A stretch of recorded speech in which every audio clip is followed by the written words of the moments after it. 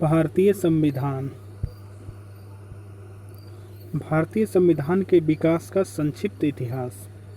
1757 ईस्वी की प्लासी की लड़ाई और 1764 ईस्वी के बक्सर के युद्ध को अंग्रेजों द्वारा जीत लिए जाने के बाद बंगाल पर ब्रिटिश ईस्ट इंडिया कंपनी ने शासन का शिकंजा कसा। इसी शासन को अपने अनुकूल बनाए रखने के लिए अंग्रेजों ने समय समय पर कई एक्ट पारित किए जो भारतीय संविधान के विकास की सीढ़ियाँ बनी। वे निम्न हैं। 1773 ईस्वी का रेगुलेटिंग एक्ट। इस अधिनियम का अत्यधिक संवैधानिक महत्व है। जैसे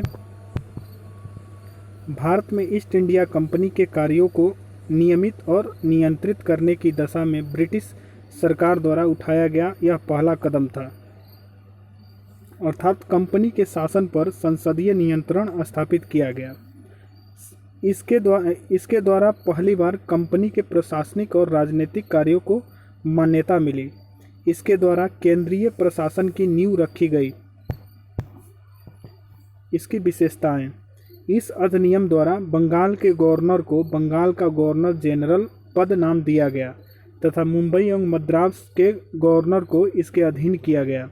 इस एक्ट के तहत बनने वाले प्रथम governor general Lord Warren Hastings थे। इस एक्ट के अंतर्गत कलकत्ता प्रेसिडेंसी में एक ऐसी सरकार स्थापित की गई जिसमें गवर्नर जनरल और उसकी परिषद के 4 सदस्य थे जो अपनी सत्ता के उपयोग संयुक्त रूप से करते थे। इस अधिनियम के अंतर्गत कलकत्ता में 1774 ईस्वी में एक उच्चतम न्यायालय की स्थापना की गई जिसमें मुख्य न्यायाधीश और 3 अन्य न्यायाधीश थे। इसके प्रथम मुख्य न्यायाधीश सर एलिजाह इम्पे थे। अन्य 3 न्यायाधीश चैम्बर्स, लिमेस्टर और हाइड थे। इसके तहत कंपनी के कर्मचारियों को निजी व्यापार करने और भारतीय लोगों से उपहार व रिश्वत लेना प्रतिबंधित कर दिया गया। इस अधिनियम के द्वारा ब्रिटिश सरकार को बोर्ड ऑफ डायरेक्टर्स के माध्यम से कंपनी पर नियंत्रण सशक्त हो गया। इसे भारत में इसके राजस्व, नागरिक और सैन्य मामलों की जानकारी ब्रिटिश सरकार को देना आवश्यक कर दिया गया। एक्ट ऑफ सेटलमेंट 1781 ईस्वी। रेगुलेटिंग एक्ट की कमियों को दूर करने के लिए इस एक्ट का प्रावधान किया गया। इस एक्ट के अनुसार कलकत्ता की सरकार को बंगाल, बिहार और उड़ीसा के लिए भी विधि बनाने का प्राधिकार प्रदान किया गया। 1784 ईस्वी का पिट्स इंडिया एक्ट। इस एक्ट के तहत दोहरे प्रशासन का प्रारंभ हुआ। पहला बोर्ड ऑफ डायरेक्टर व्यापारिक मामलों के लिए, दूसरा बोर्ड ऑफ कंट्रोलर राजनीतिक मामलों के लिए। 1793 ईस्वी का चार्टर अधिनियम। इसके द्वारा नियंत्रण बोर्ड के सदस्यों तथा कर्मचारियों के वेतन आदि को भारतीय राजस्व में से देने की व्यवस्था की गई। 1813 ईस्वी का चार्टर अधिनियम। इस अधिनियम की मुख्य विशेषता है कंपनी के अधिकार पत्र को 20 वर्षों के लिए बढ़ा दिया गया। 1813 ईस्वी का चार्टर नियम। इस अधिनियम की मुख्य विशेषता है, पहला, कंपनी के अधिकार पत्र को 20 वर्षों के लिए बढ़ा दिया गया। दूसरा, कंपनी के भारत के साथ व्यापार करने के एकाधिकार को छीन लिया गया, किंतु उसे चीन के साथ व्यापार एवं पूर्वी देशों के साथ चाय के व्यापार के संबंध में 20 वर्षों के लिए एकाधिकार प्राप्त रहा। कुछ सीमाओं के अधीन सभी ब्रिटिश नागरिकों के लिए भारत के साथ व्यापार खोल दिया गया। चौथा, 1813 से पहले ईसाई पादरियों को भारत में आने की आज्ञा नहीं थी, परंतु 1813 ईस्वी के अधिनियम द्वारा ईसाई पादरियों को आज्ञा प्राप्त करके भारत आने की सुविधा मिल गई। 1833 ईस्वी का चार्टर अधिनियम। इस अधिनियम की मुख्य विशेषता है, पहला, इसके द्वारा कंपनी के व्यापारिक अधिकार पूर्णतः समाप्त कर दिए गए। दूसरा, अब कंपनी का कार्य ब्रिटिश सरकार की ओर से मात्र भारत का शासन करना रह गया। तीसरा, बंगाल के गवर्नर जनरल को भारत का गवर्नर जनरल कहा जाने लगा। चौथा, बम्बई तथा मद्रास की परिषदों की विधि निर्माण शक्तियों को वापस ले लिया गया। पांचवा, विधिक परामर्श हेतु गवर्नर जनरल की परिषद में विधि सदस्य के रूप में चौथे सदस्य को शामिल किया गया। छठा, भारत में दास प्रथा को विधि विरुद्ध घोषित कर दिया गया तथा 1843 ईस्वी में उसका उन्मूलन कर दिया गया। सातवां, अधिनियम की धारा 87 के तहत कंपनी के अधीन पद धारण करने के लिए किसी व्यक्ति को धर्म, जन्म स्थान, मूल वंश या रंग के आधार पर अयोग्य न ठहराए जाने के लिए उपबंध किया गया। आठवां, गवर्नर जनरल की परिषद को राजस्व के संबंध में पूर्ण अधिकार प्रदान करते हुए गवर्नर जनरल को संपूर्ण देश के लिए एक ही बजट तैयार करने का अधिकार दिया गया। नौवां, भारतीय कानूनों का वर्गीकरण किया गया तथा इस कार्य के लिए विधि आयोग की नियुक्ति की व्यवस्था की गई। 1834 में लॉर्ड मैकाले की अध्यक्षता में प्रथम विधि आयोग का गठन किया गया। 1853 ईस्वी का चार्टर अधिनियम। इस अधिनियम की मुख्य विशेषताएं हैं, इस अधिनियम के द्वारा सेवाओं में नामजदगी का सिद्धांत समाप्त कर कंपनी के महत्वपूर्ण पदों को प्रतियोगी परीक्षाओं के आधार पर भरने की व्यवस्था की गई। इसके लिए 1854 ईस्वी में मैकाले समिति की नियुक्ति की गई। दूसरा, इस अधिनियम के द्वारा गवर्नर जनरल की परिषद के विधायी एवं प्रशासनिक कार्यों को अलग कर दिया गया। इसके तहत परिषद में 6 नए पार्षद जोड़े गए जिन्हें विधान पार्षद कहा गया। 1858 ईस्वी का भारत शासन अधिनियम। इस अधिनियम की विशेषताएं हैं, पहला, भारत का शासन कंपनी से लेकर ब्रिटिश क्राउन के हाथों में सौंपा गया। दूसरा, भारत में मंत्री पद की व्यवस्था की गई। तीसरा, 15 सदस्यों की भारत परिषद का सृजन हुआ, यानी 8 सदस्य ब्रिटिश सरकार द्वारा एवं 7 सदस्य कंपनी के निदेशक मंडल द्वारा। चौथा, भारतीय मामलों पर ब्रिटिश संसद का सीधा नियंत्रण स्थापित किया गया। पांचवा, मुगल सम्राट के पद को समाप्त कर दिया गया। छठा, इस अधिनियम के द्वारा बोर्ड ऑफ डायरेक्टर्स तथा बोर्ड ऑफ कंट्रोल को समाप्त कर दिया गया। सातवां, भारत में शासन संचालन के लिए ब्रिटिश मंत्रिमंडल में एक सदस्य के रूप में भारत के राज्य सचिव की नियुक्ति की गई। वह अपने कार्यों के लिए ब्रिटिश संसद के प्रति उत्तरदायी होता था। भारत के प्रशासन पर इसका संपूर्ण नियंत्रण था। उसी का वाक्य अंतिम होता था, चाहे वह नीति के विषय में हो या अन्य ब्यौरे के विषय में। आठवां, भारत के गवर्नर जनरल का नाम बदलकर वायसराय कर दिया गया। अतः इस समय के गवर्नर जनरल लॉर्ड कैनिंग अंतिम गवर्नर जनरल एवं प्रथम वायसराय हुए। 1861 ईस्वी का भारत परिषद अधिनियम। इस अधिनियम की विशेषताएं हैं, पहला, गवर्नर जनरल की कार्यकारिणी परिषद का विस्तार किया गया। दूसरा, विभागीय प्रणाली का प्रारंभ हुआ लॉर्ड कैनिंग द्वारा। तीसरा, गवर्नर जनरल को पहली बार अध्यादेश जारी करने की शक्ति प्रदान की गई। ऐसे अध्यादेश की अवधि मात्र 6 महीने होती थी। चौथा, गवर्नर जनरल को बंगाल, उत्तर पश्चिमी सीमा प्रांत और पंजाब में विधान परिषद स्थापित करने की शक्ति प्रदान की गई। पाँचवा, इसके द्वारा कानून बनाने की प्रक्रिया में भारतीय प्रतिनिधियों को शामिल करने की शुरुआत हुई। वायसराय कुछ भारतीयों को विस्तारित परिषद में गैर सरकारी सदस्यों के रूप में नामांकित कर सकता था। नोट, 1862 ईस्वी में लॉर्ड कैनिंग ने 3 भारतीयों, बनारस के राजा, पटियाला के महाराजा और सर दिनकर राव को विधान परिषद में मनोनीत किया। 1873 ईस्वी का अधिनियम। इस अधिनियम द्वारा यह उपबंध किया गया कि ईस्ट इंडिया कंपनी को किसी भी समय भंग किया जा सकता है। 1 जनवरी 1884 ईस्वी को ईस्ट इंडिया कंपनी को औपचारिक रूप से भंग कर दिया गया। शाही उपाधि अधिनियम 1876 ईस्वी। इस अधिनियम द्वारा गवर्नर जनरल की केंद्रीय कार्यकारिणी में 6ठे सदस्य की नियुक्ति कर उसे लोक निर्माण विभाग का कार्य सौंपा गया। 28 अप्रैल 1876 ईस्वी को एक घोषणा द्वारा महारानी विक्टोरिया को भारत की सम्राज्ञी घोषित किया गया। 1892 ईस्वी का भारत परिषद अधिनियम। इस अधिनियम की मुख्य विशेषताएं हैं, पहला, अप्रत्यक्ष चुनाव प्रणाली की शुरुआत हुई।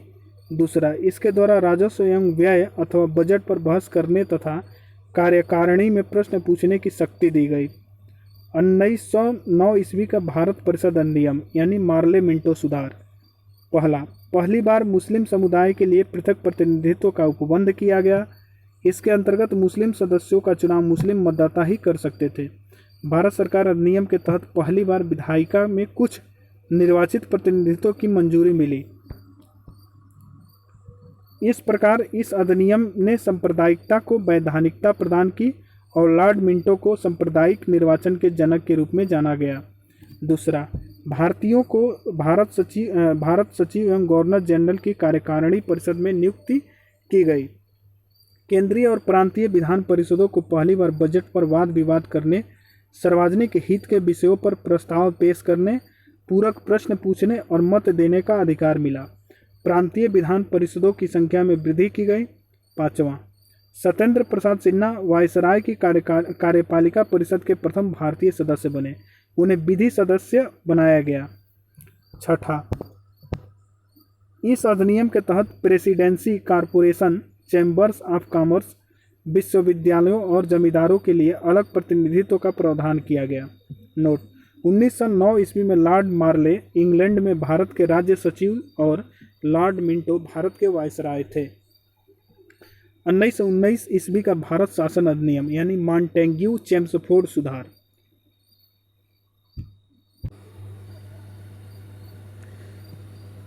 इस अधिनियम की मुख्य विशेषताएं हैं। पहला, केंद्र में द्विसदनात्मक विधायिका की स्थापना की गई। प्रथम राज्य परिषद तथा दूसरी केंद्रीय विधानसभा। राज्य परिषद के सदस्यों की संख्या 60 थी, जिसमें 34 निर्वाचित होते थे और उनका कार्यकाल 5 वर्षों का होता था। केंद्रीय विधानसभा के सदस्यों की संख्या 144 थी, जिनमें 104 निर्वाचित तथा 40 मनोनीत होते थे। इनका कार्यकाल 3 वर्षों का था। दोनों सदनों के अधिकार समान थे। इनमें सिर्फ एक अंतर था कि बजट पर स्वीकृति प्रदान करने का अधिकार निचले सदन को था। दूसरा, प्रांतों में द्वैत शासन प्रणाली का प्रवर्तन किया गया। प्रांतों में द्वैत शासन के जनक लियोनस कार्टियस थे। तीसरा, इस योजना के अनुसार प्रांतीय विषयों को 2 उपवर्गों में विभाजित किया गया: आरक्षित तथा हस्तांतरित या अंतरित। आरक्षित विषय वित्त, भूमि कर, अकाल सहायता, न्याय, पुलिस, पेंशन, आपराधिक जातियां, छापाखाना, समाचार पत्र, सिंचाई, जलमार्ग, खान, कारखाना, बिजली गैस, वायलर, श्रमिक कल्याण, औद्योगिक विवाद, मोटर गाड़ियां, छोटे बंदरगाह और सार्वजनिक सेवाएं आदि थी। हस्तांतरित विषय या अंतरित विषय शिक्षा, पुस्तकालय, संग्रहालय, स्थानीय स्वतायत्त शासन, चिकित्सा सहायता, सार्वजनिक निर्माण विभाग, आबकारी उद्योग, तौल तथा माप, सार्वजनिक मनोरंजन पर नियंत्रण, धार्मिक तथा अग्रहार दान आदि। नोट: आरक्षित विषयों का प्रशासन गवर्नर और उसकी कार्यकारी परिषद के माध्यम से किया जाता था, जबकि हस्तांतरित विषयों का प्रशासन गवर्नर द्वारा विधान परिषद के प्रति उत्तरदायी मंत्रियों की सहायता से किया जाता था।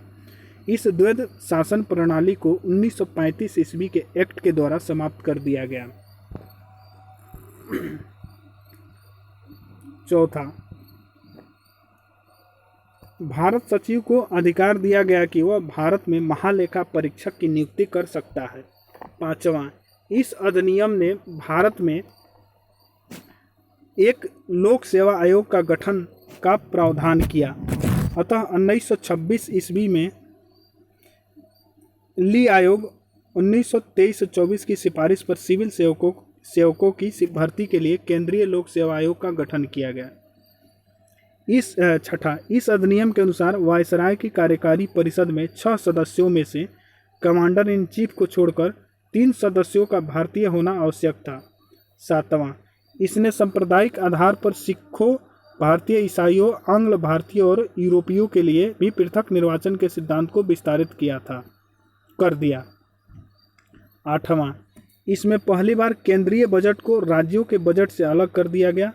9वां, इसके अंतर्गत एक वैधानिक आयोग का गठन किया गया, जिसका कार्य 10 वर्ष बाद जांच करने के बाद अपनी रिपोर्ट प्रस्तुत करना था। 10वां, इस अधिनियम में केंद्रीय विधानसभा में वायसराय के अध्यादेश जारी करने की शक्तियों को निम्न रूप में बनाए रखा गया। ए, कुछ विषयों से संबंधित विधेयकों को विचारार्थ प्रस्तुत करने के लिए उसकी पूर्ण अनुमति आवश्यक थी। बी, उसे भारतीय विधानसभा द्वारा पारित किसी भी विधेयक को वीटो करने या सम्राट के विचार के लिए आरक्षित करने की शक्ति थी।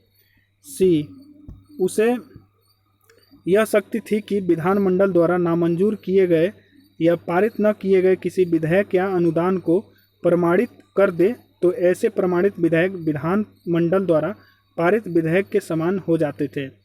डी, वह आपात स्थिति में अध्यादेश बना सकता था जिनका अस्थायी अवधि के लिए विधिक प्रभाव होता था। नोट, मॉन्टेग्यू चेम्सफोर्ड सुधार भारत शासन अधिनियम 1919 द्वारा भारत में पहली बार महिलाओं को वोट देने का अधिकार मिला। उस समय इंग्लैंड का प्रधानमंत्री लॉर्ड जॉर्ज था।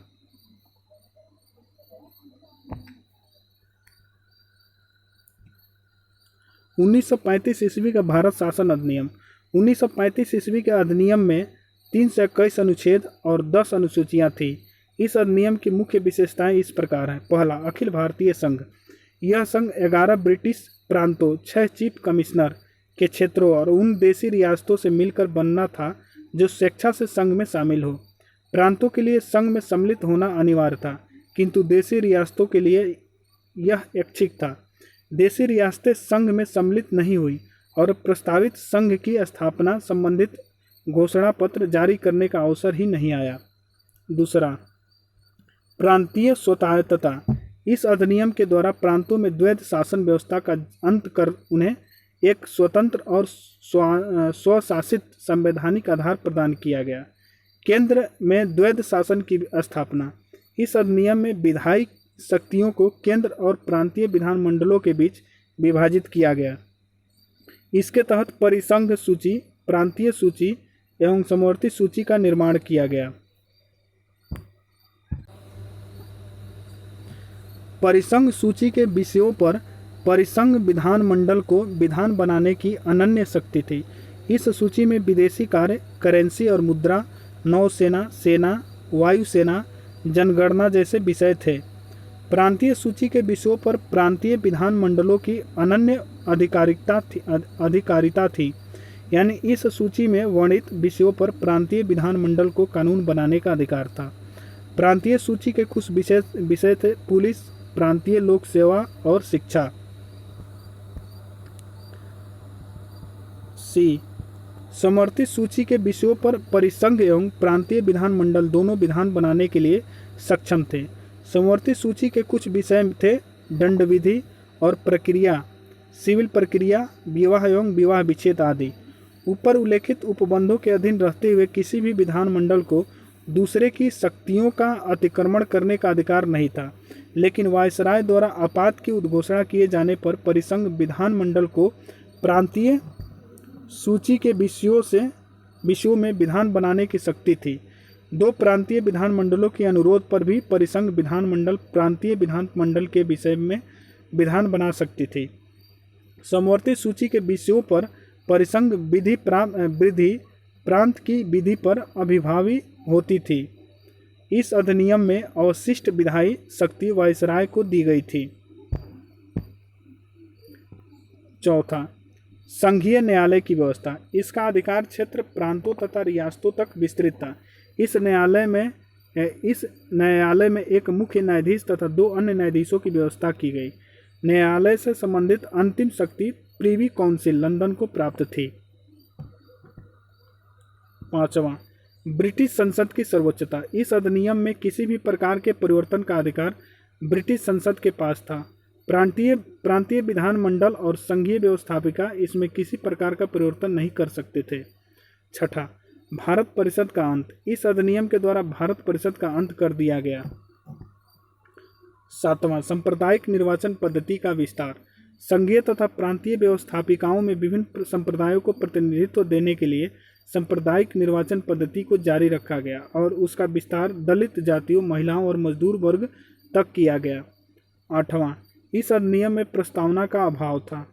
नौवां, इसके द्वारा बर्मा को भारत से अलग कर दिया गया, अदन को इंग्लैंड के औपनिवेशिक कार्यालय के अधीन कर दिया गया और बरार को मध्य प्रांत में शामिल किया गया। 10वां, इसके अंतर्गत देश की मुद्रा और साख पर नियंत्रण के लिए भारतीय रिजर्व बैंक की स्थापना की गई। इसने मताधिकार का विस्तार किया। लगभग 10% जनसंख्या को मत अधिकार मिल गया। 1947 ईस्वी का भारतीय स्वतंत्रता अधिनियम। ब्रिटिश संसद में 4 जुलाई 1947 ईस्वी को भारतीय स्वतंत्रता अधिनियम प्रस्तावित किया गया, जो 18 जुलाई 1947 ईस्वी को स्वीकृत हो गया। इस अधिनियम में 20 धाराएं थी। इस अधिनियम के प्रमुख प्रावधान निम्न हैं। पहला, 2 अधिराज्यों की स्थापना। 15 अगस्त 1947 को भारत एवं पाकिस्तान नामक 2 अधिराज्य बना दिए जाएंगे और उनको ब्रिटिश सरकार सत्ता सौंप देगी। सत्ता का उत्तरदायित्व दोनों अधिराज्यों की संविधान सभा को सौंपी जाएगी। दूसरा, भारत एवं पाकिस्तान दोनों अधिराज्यों में एक एक गवर्नर जनरल होंगे, जिनकी नियुक्ति उनके मंत्रिमंडल की सलाह से की जाएगी। तीसरा, संविधान सभा का विधानमंडल के रूप में कार्य करना। जब तक संविधान सभाएं संविधान का निर्माण नहीं कर लेती, तब तक वे विधान मंडल के रूप में कार्य करती रहेंगी। चौथा, भारत मंत्री के पद समाप्त कर दिए जाएंगे। पांचवा, 1935 के भारतीय शासन अधिनियम द्वारा शासन जब तक संविधान सभा द्वारा नया संविधान बनाकर तैयार नहीं किया जाता, तब तक उस समय 1935 के भारतीय शासन अधिनियम द्वारा ही शासन होगा। छठा, देशी रियासतों पर ब्रिटेन की सर्वोपरिता का अंत कर दिया गया। उनको भारत या पाकिस्तान किसी भी अधिराज्य में सम्मिलित होने और अपने भावी संबंधों का निश्चय करने की स्वतंत्रता प्रदान की गई। सातवां, इस अधिनियम के अधीन भारत डोमिनियन को सिंध, बलूचिस्तान, पश्चिम पंजाब, पूर्वी बंगाल, पश्चिमोत्तर सीमा प्रांत और असम के सिलहट जिले को छोड़कर भारत का शेष राज्य क्षेत्र मिल गया। नोट, सिलहट जिले ने भारतीय स्वतंत्रता अधिनियम 1947 ईस्वी के प्रवृत्त होने के पूर्व जनमत संग्रह में पाकिस्तान के पक्ष में मत दिया था।